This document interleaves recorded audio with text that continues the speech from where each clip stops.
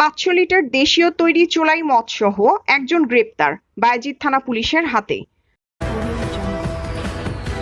বিস্তারিত দেখুন সংগ্রামী স্বাধীন 71 টিভির প্রতিবেদক মোহাম্মদ কামাল উদ্দিনের তথ্যচিত্রে।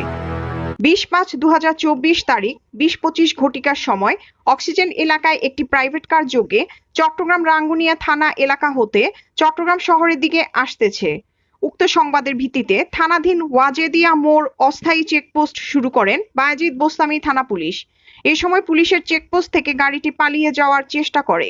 তারপর বায়েজিদ বোস্তামী থানার পুলিশ গাড়িটিকে ধাওয়া করে হাজীপাড়া সৈয়দ বারিস্থ আশেকানে আউলিয়া ফাজিল ডিগ্রি মাদ্রাসা এতিমখানা ও হেফজখানার মাঠে পর্যন্ত এসে চালিত প্রাইভেট কারটিকে স্থানীয় জনতার সহায়তায় আটক করেন। এ ঘটনায় অভিযুক্ত সাজ্জাদের বিরুদ্ধে মাদকদ্রব্য নিয়ন্ত্রণ আইনে মামলা রুজু হয়েছে। আসামির বিরুদ্ধে ইতিপূর্বে ও মহানগরীর বিভিন্ন থানায় ছিনতাই ও ডাকাতির প্রস্তুতি মামলা রয়েছে। গ্রেপ্তারকৃত অভিযুক্তের নাম সাজ্জাদ হোসেন, বয়স 23। সাজ্জাদ হোসেন হলো চট্টগ্রাম জেলার দক্ষিণ রাঙ্গুনিয়া উপজেলার 7 নং ওয়ার্ড 12 নং কোদলা ইউনিয়নের ফজল মেম্বারের বাড়ির মৃত নূর আলমের ছেলে সাজ্জাদ হোসেন।